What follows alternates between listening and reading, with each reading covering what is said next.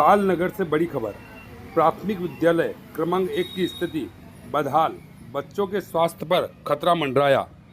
तालनगर नगर के प्राथमिक विद्यालय क्रमांक 1 की हालत इन दिनों बेहद दयनीय बनी हुई है। विद्यालय परिसर और उसके आसपास गंदगी का अंबार लगा हुआ है। जहां छोटे छोटे बच्चों के खेलने की जगह होनी चाहिए, वहीं चारों ओर कीचड़, कचरा और दुर्गंध का वातावरण पसरा हुआ है। स्थानीय लोगों और अभिभावकों ने बताया कि ऐसे माहौल में बच्चों से पढ़ाई की उम्मीद करना मुश्किल है। साथ ही बीमारियों का खतरा भी लगातार बना हुआ है। कई बच्चे पहले ही बीमार पड़ चुके हैं। इस विषय को लेकर हमें कई बार शिकायत मिली और हमारे द्वारा कई बार प्रधान अध्यापक मौखिक शिकायत की, लेकिन हर बार केवल पत्र भेज दिया है और कार्रवाई होगी जैसे आश्वासन ही मिलते हैं। कोई ठोस कदम नहीं उठाया गया। इसी परिसर में संचालित जन शिक्षा केंद्र की स्थिति कम चिंताजनक नहीं है। वहाँ भी चारों ओर कीचड़ और पानी भराव की समस्या बनी हुई है। इस पर जब हमारे द्वारा राजेश कुमावत से बात की तो उन्होंने भी स्थिति पर चिंता जताई, लेकिन अभी तक कोई सुधार नजर नहीं आया।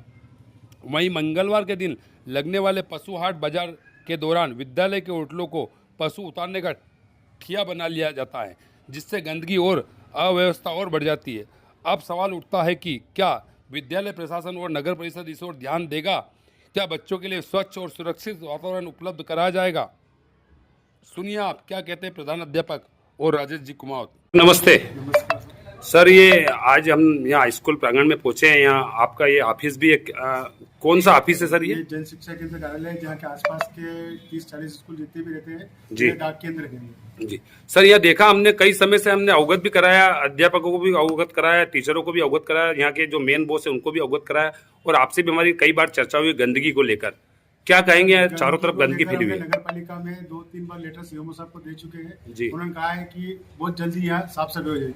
आज जब 11 बजे कार्यालय खुला जी, तब इसके पूर्व ही यहाँ पे भैंस का जो हाट लगता है 5 बजे शाला भवन के जस्ट पीछे। हाँ। तो अभी हम 11 बजे कार्यालय खोले तब देखा यहाँ पे गंदगी काफी पड़ी थी। हाँ। आसपास सभी देखा, किसी मोटरसाइकिल ट्रक वाले को इनको भी बुलवाया है और सीएमओ साहब को फिर हम पुनः एक लेटर कि हाट बाजार जो है यहाँ पे जितने भी ये ठेका पद्धति है, ये यहाँ से साइड में एक तरफ से जब भी भैंसे उतरने का कार्यक्रम है, ये जहाँ पे निर्धारित स्थान है वहीं पे उतारा जाए, इस प्रकार का एक लेटर बना के हम दे रहे हैं। जी सर, इसके पहले भी हमने आपको अवगत करा था हाट बाजार को लेकर भी। उसके पहले भी हमने बताया था कि पीछे यहाँ पर कई गंदगी भरी हुई पड़ी रहती है, 12 ही महीने गंदगी रहती है। यहाँ पीछे कोई कॉलोनी है, वहाँ का पानी यहाँ आ रहा है। उस विषय में क्या कदम उठाया आपने? यह काम नगर परिषद द्वारा हमने पत्र के माध्यम से, संकुल प्रचार के माध्यम से, जन शिक्षा केंद्र के माध्यम से पत्र से अवगत करवा दिया गया है जी। उन्होंने कहा कि बहुत जल्दी साफ सफाई हो जाएगी।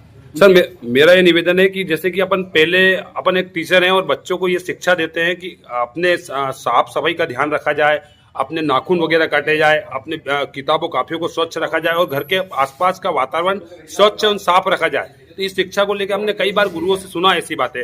तो क्या आपका फर्ज नहीं बनता है कि थोड़ी साफ सफाई अपन भी अपने संकुल केंद्र के माध्यम से या अपने बजट से अपन थोड़ा सा मोहरम वगैरह डलवा के व्यवस्थित करवा लें? ये आपकी बात सही है कि साफ सफाई का हम बताते हैं, कहते हैं, किंतु हमारे जन शिक्षा केंद्र का कार्यालय है, यहाँ पे ना तो कोई बजट आता है जिससे कि अपन साफ सफाई या फिर मोहरम वगैरह इस प्रकार से हम डलवा सकते हैं। ये है कि हमने वरिष्ठ कार्यालय को पत्र लिख के और राशि की मांग करेंगे, इसके माध्यम से यह यहाँ पे मोहरम डलवा कर ये पानी जो भराव रहता है, ये भराव को खत्म कराएंगे। ये प्रथम दृष्टया में तो नगर परिषद का ही कार्य है ना, उनको भी हमने पत्र के माध्यम से अवगत करवा दिया। मेरा एक निवेदन और है सर आपसे, मेरा पूछने का तात्पर्य और कुछ नहीं है। मैं बताना चाहता हूँ कि जैसे कि आपके घर के आसपास देखते हैं कि थोड़ी बहुत गंदगी अपने को नजर आती है और अपन वहाँ पर थोड़ा बहुत साफ सफाई करवाते हैं, अपन जेब से थोड़ा खर्च करा के उसको व्यवस्थित करवाते हैं, क्योंकि यह अपना घर नहीं है, अपना स्थान नहीं है जहाँ अपन दिन भर बैठते हैं, 24 घंटे यहाँ नौकरी कर रहे हैं अपन। इसके बारे में क्या कहेंगे? आपका क्या विचार है?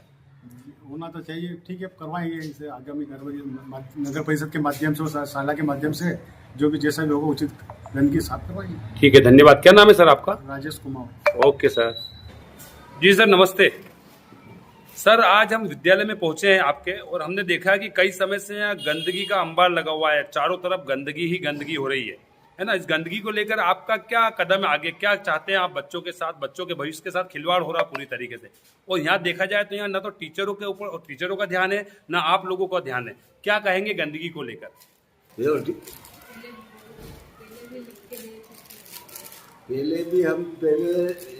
मैं तो आया, उसके पूर्व जो शिक्षक लोगों ने जो शिकायत लिखी है तो उसके ऊपर जो है कोई अमल नहीं हुआ जी। नहीं और पहले उसके बाद अभी भी है, अभी हम खुद जो है किसी को बुला के साफ सफाई तो कराते हैं जी। साफ सफाई तो अभी कराई कल परसों यहाँ। नहीं पहले भी ध्यान नहीं दिया ऐसा नहीं है। पहले यहाँ बीएन शुक्ला, भानु प्रताप जी शुक्ला थे, उनसे मेरी एक दो बार चर्चा हुई थी। उन्होंने थोड़ा रोक किया था, उनके दबदबे से थोड़ा यहाँ से गाड़ियां वगैरह हटाई थी। लेकिन गाड़ियों, ये तो हाट की बात है, लेकिन वैसा भी देखा जाए तो पीछे कॉलोनियों का पानी यहाँ इकट्ठा हो रहा है, जिसके कारण गंदगी फैल रही है और बच्चे बीमार हो रहे हैं। तो विद्यालय का क्या फर्ज बनता है गंदगी को लेकर? विद्यालय का तो स्वच्छता रखना है, ये पड़ता है, पर अब जो ऐसी स्थिति जो पानी का निकास नहीं होगा तो अब ये तो शासन अगर उसकी नहीं, शासन तो ठीक है सर। जैसा कि हम अभी देखते हैं कि पहले के शिक्षकों ने, हमने पढ़ाई की है तो बच्चों हमको सिखाया गया माध्यम, आपके माध्यम से, कि गंदगी साफ सफाई रखा जाए, अपनी स्वच्छता की साफ सफाई रखा जाए, अपने घर के आसपास की साफ सफाई रखा जाए, जिससे बच्चे स्वस्थ रहेंगे और बीमारियों से दूर रहेंगे। तो उस विषय में आप क्या कहेंगे? क्या आपका फर्ज नहीं बनता शासन प्रशासन के साथ कि अपन भी विद्यालय में बच्चों का ध्यान रखें, अपने विद्यालय के आसपास थोड़ी साफ सफाई रखें, थोड़ा अपने माध्यम से, यदि आगे से फंड नहीं आता है तो थोड़ा अपने माध्यम से साफ सफाई नहीं रख सकते हैं क्या? क्या कहेंगे? ये तो अपनी तरफ से तो सभी शिक्षक लोग सहयोग दे रहे हैं, सबके साफ सफाई कराएंगे और हम जो जहाँ तक हो सके जो जिससे बनता है वो सभी शिक्षक लोग कर रहे हैं। कहाँ बन रहा है सर? पूरा गंदीवाड़ा पड़ा हुआ है यहाँ, पूरा गटर का पानी यहाँ इकट्ठा हुआ है, बच्चे बीमार हो रहे हैं। अभी हमने देखा, बालिकाओं ने बताया कि हमें बड़ी बदबू आती है, यहाँ भी बच्चों को खेलने की जगह नहीं है ग्राउंड में। ये जो पानी इकट्ठा हो रहा है ये तो स्थायी रूप से समस्या है, इसके लिए तो क्या नगर परिषद को आपने इस विषय में अवगत नहीं कराया? नगर परिषद को अवगत नहीं कराया इस विषय में? अभी फिलहाल तो नहीं कराया है, लेकिन पूर्व में जो शिक्षक लोगों ने कराया हुआ है तो उसके ऊपर जो कोई विचार नहीं हुआ। सर अभी हम आपके विद्यालय में पहुंचे हैं, हमने क्लासों में भी लिया है, बच्चों को भी वीडियो में के माध्यम से देखा है हमने। बच्चों का कहना, क्लासों में 2 टीचर मिली है मेरे को, लेडी टीचर, और 1 सर मिले हैं, है ना। 3 अध्यापक यहाँ पर मेरे को हाजिर मिले, बाकी 2 क्लासें खाली थी पूरी तरह। और उन बच्चों का कहना था सर तो कब से है ही नहीं यहाँ, और सुबह भी आपका विद्यालय खुलता है, उसके पहले बच्चे यहाँ आ जाते हैं, गंदगी में बैठे रहते हैं। लेकिन विद्यालय भी आपका लेट खुलता, क्या समय सीमा है आपके विद्यालय की? क्यों बच्चे जल्दी आ जाते हैं? ये सब आप ये विकल्प गलत है। नहीं, बच्चे जो विद्यालय 10:30 बजे खुल जाता है तो बच्चे पहले क्यों आ जाते हैं? 10:30 बजे मैं आ रहा हूँ डेली। नहीं, बच्चों को आप बताइए कि टाइम पे आना चाहिए। बच्चे पहले से आ जाते हैं, छोटी छोटी बालिकाएं आ जाती है। बड़ा की माँ गाड़ी में जाए तो भी छोड़ जाए पहला से आई में। क्या नाम है सर आपका? शांतिलाल महिला जी, शांतिलाल जी महिला साहब, धन्यवाद। आपसे हमने चर्चा की विद्यालय को लेकर। थोड़ा सा हमारा निवेदन है कि विद्यालय की ओर ध्यान दें आप। धन्यवाद सर। आज हम आपके विद्यालय में आए हैं, हमने देखा कि चारों ओर गंदगी का अंबार लगा हुआ है, तो गंदगी को लेकर क्या कहेंगे आप? गंदगी साहब, वो जो नया रोड बना है जी, नाली का, और वो नाली का पानी पूरा आगे, नाली नहीं बनने से पानी का निकास सही नहीं है, इसलिए वो गंदगी फैल रही है। नहीं तो नया रोड बना है तो कॉलोनी वालों का क्या फर्ज बनता है? कॉलोनी के वालों का ये है कि स्कूल ग्राउंड में पानी छोड़ देंगे वो। हाँ, तो वो आ रहा है पानी साहब, आपने शिकायत कर दी नगर पालिका वालों से, पर क्या इसका कोई कार्रवाई नहीं होगा। अच्छा।